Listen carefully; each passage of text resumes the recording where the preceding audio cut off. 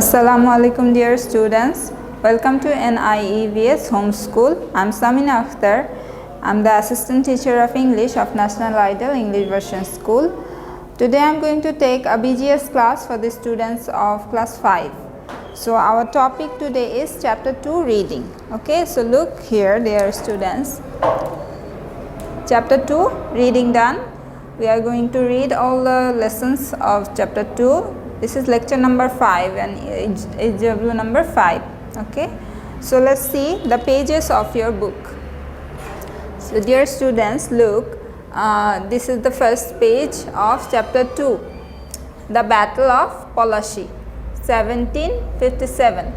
Okay, the difference, let's read. The different European traders, the Portuguese, the Dutch, the English, came to India in 17th century for commercial purpose. The British survived till the end. In the year 1600, they established the East India Company to run trade between the Mughal Empire of India and Britain. Okay, so here it says, the para says that the British came to India in the year 1600. Okay, before that it was at that time India was run by the Mughal Empire. Okay, the Mughal Empire ruled India. So they came with a purpose to run trade between the Mughal Empire, that means India, the rulers of India and Britain. Okay, so the merchants of London created a joint stock company called East India Company, and they persuaded the Mughal Empire to run trade in India. Okay, so let's see here. They had their attention on the wealth of Bengal. Bengal was ruled by Siraj-ud-Dowla, who had become the last independent Nawab of Bengal in 1757 at the age of 22. As a young Nawab, he had many troubles from his family, especially his aunt Ghoshiti Begum. He also fell prey of opposition and conspiracy from some of the merchants like Raidullah and Jagat Sheth. So see, at that time when the British were doing commerce or trade in India, they had their eye on the wealth of Bengal. Okay, so they thought to conquer Bengal and rule Bengal so that they can acquire the wealth of this region. At that time, Bengal was ruled by Siraj-ud-Dowla, and he was the last independent Nawab. When Siraj-ud-Dowla ascended the throne, he was only 22. At that time, he was having opposition from all sides, like in his family also there was opposition, and the merchants, the rich merchants of Bengal like Raidullah and Jagat Sheth, they also collaborated with the British to move the Nawab from his throne. Okay, so here see, these merchants finally joined with the British to fight the Battle of Polashi against the Nawab on 23rd June 1757. The Nawab was defeated because his army chief Mir Jafar betrayed him on the battlefield. The Nawab was later murdered. This was the beginning of nearly 200 years of British rule from 1757 to 1947. Okay, so finally in the Battle of Polashi, the Nawab was defeated because his army chief was bribed by the British. The British promised him that he would be the Nawab after Siraj-ud-Dowla, and so Mir Jafar betrayed Nawab Siraj-ud-Dowla, and this is how the British won the Battle of Polashi, and later the Nawab was murdered. Okay, and thus the British rule for 200 years began. So in this page, look, there is a diagram where you can see how the Nawab faced all the opposition. The Nawab faced the British traders who were opposed him. Then in his family also there were people who were against him. Then the local merchants. Okay, and here in C number part C, the Mughals called Bengal the paradise of nations. Okay, this line is also important. The Bengal was very wealthy region. That's why the Mughals used to call it paradise of nations. Okay, and in this D number, you can see when did the Battle of Palashi take place? The answer would be 1757. Okay, now let's go to the lesson 2, British rule in Bengal. The East India Company ruled Bengal for 100 years from 1757 to 1857, which is known as Company rule. Bengal came under Company rule with Robert Clive as first governor. After 100 years of Company rule, in 1857 the Sepoy Mutiny occurred against the Company's policy and exploitation. Though the British suppressed the revolts, they could not continue to rule like before. The British Queen took the rule of the whole of India, including Bengal, in her own hand, abolishing the company rule in 1858, which continued till 1947. So you can see the history here of the British rule. The East India Company ruled Bengal for 100 years. In 1857 there was a mutiny, which also means a resistance or revolt, okay, by the sepoys of the Indian army, Indian sepoys. Through this sepoy mutiny, the company rule was abolished, and the British government thought that they will rule India directly without the interference of the company. Okay, so abolishing company rule, the British Queen took the rule of the whole of India. Okay, and it continued till 1947. There were some bad effects of British rule. The divide and rule policy set castes, religion and nationalities against each other. So you can say that the British followed the divide and rule policy. They used to set different castes, religions and nationalities against each other, and they used to make them fight with each other, and they would gain their objective through this. Okay, so the local economy was run down, so the craftsmen became unemployed, farmers became poor, which brought famines in Bangla. The Chapter Monantor, such as the Chapter Monantor in 1770. Okay, so during the British rule, the local economy was really bad, and the craftsmen of the villages were remained unemployed. Okay, and farmers were also poor, and it brought famine. Okay, famine means the lack of food were everywhere. Okay, then in 1770 and in Bangla 1176 year, the Chapter Monantar, which is the name of the big famine, it took place. Okay, so see the next point. The Jomindars or landlords became very rich, and most of the people of Bengal became poor.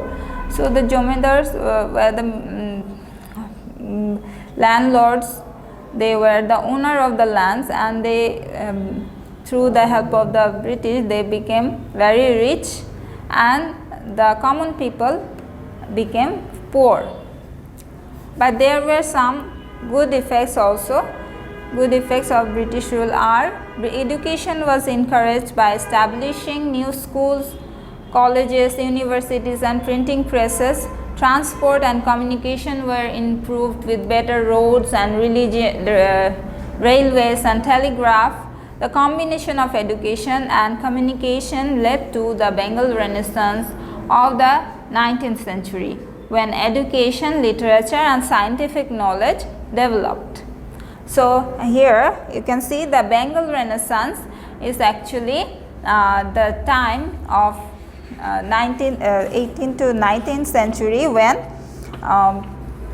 there was a new awakening in cultural and social and educational field. Okay, it refers to the social, cultural and intellectual changes and the awakening of in the field of education and literature. So new colleges and educational institutions are formed. Here in the picture you can see the Hindu College of Kolkata. It was also founded in 1816.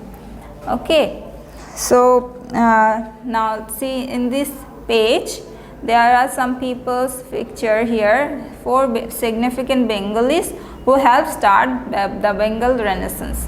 Okay, so this is Raja Ram Mohan Roy, this is Ishwar Chandra Vidyasagar, Nawab Abdul Latif and Sayyid Amir Ali. Okay, so these are the people who contributed greatly to the Bengal Renaissance. Okay, they brought new changes to the society. The socio-political scenario changed somewhat because of them. Okay, so let's see now lesson 3, the Sepoy Mutiny of 1857. There were several attempts of mutiny against the East India Company throughout the 19th century. Such an attempt was taken by Titumir, who built a bamboo fort near Barasat in the village of Narikelbaria to resist the British. However, in 1831, his troops in the village of Narikelbaria were defeated by the British army and Titumir was killed. So Titumir was a Muslim revolutionarist who was against the oppressive Jomidars and the British authority, and he was also a supporter of common farmers. Okay, see, he built a bamboo fort to resist the British army, but finally he was defeated and was killed. The significance of Sepoy Mutiny of 1857 was quite high. It was started in West Bengal by Mongol Pandey in Barakpur and later spread to the rest of India. Okay. Some of the causes of mutiny were the post of constables in British Indian Army was dominated by the Indians, while the number was 50,000 for the British. It was 3 lakh for the Indians. So you can see that the numbers of constable in British Indian Army was higher than the British. Okay, so Indians were more than the British. So obviously, when they wanted to cause a mutiny, it was in their favor. For several reasons, there was chaos and social indisciplines among the soldiers at different areas of India. Then the soldiers were directed to work outside India after 1856. So it was they were unwilling to do so. They did not wanted to go and work outside India. Now let's see, there was rumor about the use of tallow from beef and pork to make the cartridges for cannons and guns. These cartridges were used in the Indian Army. It sparked religious restlessness to both Hindus and Muslims. So this was the spark. This reason actually sparked the Sepoy Mutiny mainly. You can see here that the cartridges for cannons and guns. Cartridges means the shell for the bullets in gun. Okay, so the cartridges were greased by tallow or animal fat from beef and pork, and the soldiers had to load the guns. The soldiers had to bite off the ends of these greased cartridges. Okay, and there was rumor that these cartridges were greased with animal fat. Okay, and as beef and pork, to have oral contact with beef and pork is prohibited in Hindu and Muslim religion. So it was an insult to both Hindu soldiers and Muslim soldiers. That's why they were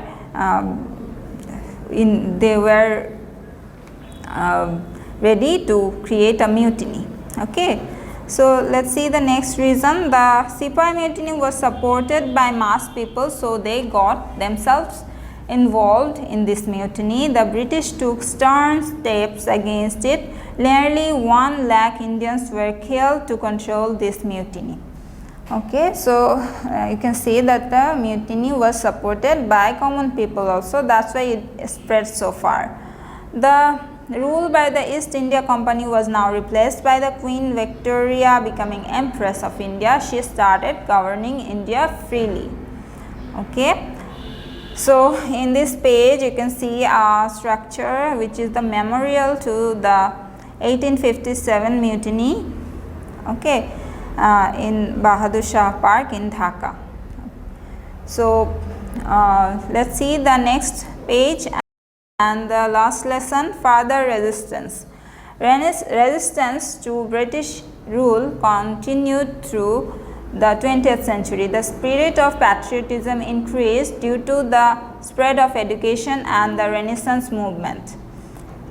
In 1885, the Indian National Congress Party was formed. The British were worried about the power of the nationalist feeling, and in 1905 they decided to divide Bengal province. This is called the Partition of Bengal. The new East Bengal was formed, including Assam. But resistance was intense, so in 1911 the division of Bengal was annulled. So in this para it says that the British were throughout the 20th century in the Indian people, the patriotism and nationalist feeling grew much. Okay, so the British became worried, and in result of this nationalist feeling, they created a Indian National Congress Party also, the Indian people. So the British were worried that the unity of the Bengal would harm their rule. That's why they wanted to divide Bengal. Okay, so the new Bengal province was actually comprised of Assam, Orissa and Bihar and Bengal. So after the partition, Bihar and Orissa became separated from Bengal, and Assam and Bengal and other districts were parts of the new East Bengal. Okay, but people were against it, and it was the resistance was in large scale. That's why in 1911 it was annulled. That means it was undone. Okay, so the next stage of political resistance was the formation of the All Indian Muslim League Party in 1906. In Bengal, the most serious revolts were the Swaraj, Asahyog and Armed Youth Movement. Pictures of the 3 martyrs who lost their lives are shown below. the sacrifice of Khudiram, Pitilota, Waddedar and Master the Surjo Sen against the British rule is ever rememberable. Many Indian heroes fought in favor of the British in the Third World War. However, it did not stop the movement against the British. The movement for independence of the Indians continued. Okay, so during the political resistance throughout the 20th century, Indian Muslim League also formed, and the Indian people, including the people of Bengal, they joined different political resistance. They were called Swaraj, Ashahyog, okay, like and armed youth movements. So these are the martyrs, or the freedom fighters who fought for the freedom of India. Okay. Then the third stage was political resistance led by Netaji Subhash Chandra Bose and Shere Bangla A.K. Fazlul Haq. Netaji Subhash Chandra Bose was the leader of the Congress, who were in support of the were the supporter of the armed youth movement. Okay. Meanwhile, nationalist feeling was fueled by the poetry, music and literature of Rabindranath Tagore, Kazi Nazrul Islam, Bankim Chandra Chattopadhyay and Sharat Chandra Chattopadhyay. At this time, Begum Rokeya, the pioneer of women awakening, played a significant role in spreading girls' education. Finally, in 1947, India gained its independence from Britain, and India and Pakistan were created as two separate states. Okay, so finally, when India got freedom, the nation India got divided into two separate nations, which are India and Pakistan. Okay, and in this page you can see the three people who contributed greatly to the Bengal Renaissance and the nationalist feeling during the 20th century. Okay, whose art and literature fueled the nationalist feeling of people. Okay, so these are the lessons of chapter 2. These are the lessons. I hope you have understood the lessons properly. You have to read more and more to get the history in your mind. So you have HW also. From this chapter you have to make 10 fill in the blanks. Okay, then see you in the next class.